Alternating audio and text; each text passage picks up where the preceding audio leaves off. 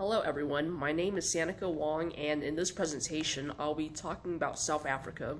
The objectives of this presentation is to talk about the long-term and short-term orientation of South Africa, the proxemics in South Africa, and the main industries of South Africa. For long-term, short-term orientation of South Africa, in Hofstede's findings, the long-term, short-term orientation dimension is about how each country keeps its traditions from its past and at the same time deals with the present and future challenges.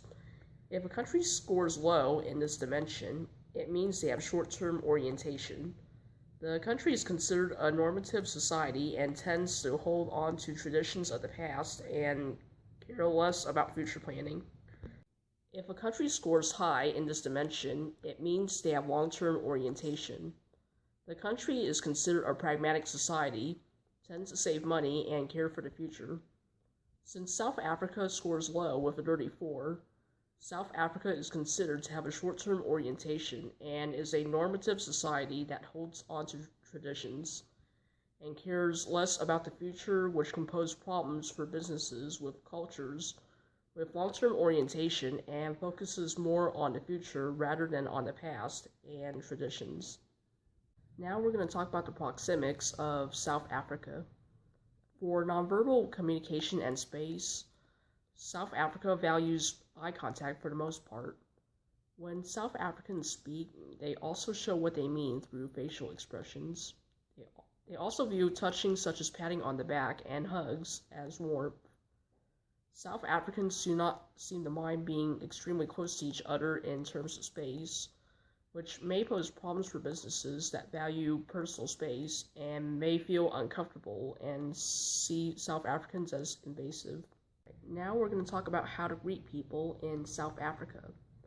Until the other person signals it is fine to use their first name, it is better to greet the other person with their title and last name. For South Africa, greeting with a smile, eye contact, and handshake usually would be enough. If people are very familiar with each other, they may even hug each other when greeting with each other. It is good to ask how someone is doing and about their health when greeting. Mining is one of the largest industries of South Africa. South Africa has many resources, particularly metals. It is the largest producer of platinum and gold in the world. About 1/3 of South Africa's exports are gold. It is also the 4th largest producer of diamonds in the world.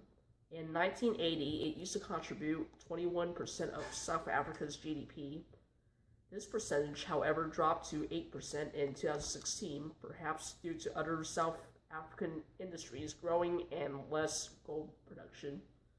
Despite the low percentage of GDP, mining is still important to South Africa's economy, as minerals, such as gold, made up a pretty good amount of South Africa's exports. It also creates jobs, and South Africa has the resources the world would need for many years to come. Another main industry of South Africa is manufacturing. Manufacturing industry includes many other industries, but in this presentation, I'll only talk about the agro-processing, automobile, and metal production.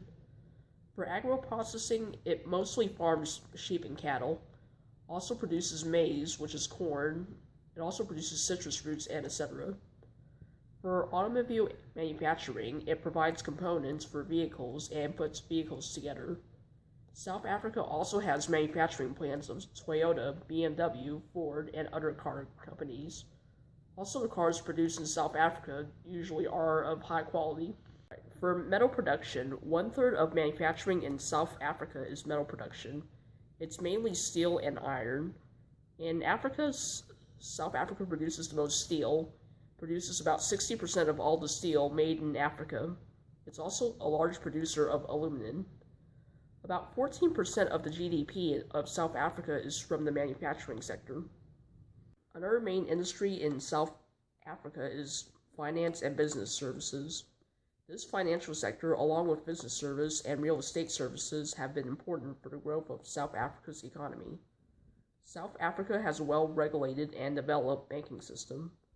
South African Reserve Bank is the country's central bank. South Africa has many financial services, including investment banking, lending, such as mortgage, and insurance. The financial services not part of the banking system is overseen by the Financial Services Board. About 22% of South Africa's GDP is made by this sector. In this final slide are the websites I used for this presentation. I hope this presentation can help you better understand about South Africa and its culture. Thank you for watching this presentation, and I hope you have a nice day. Thank you.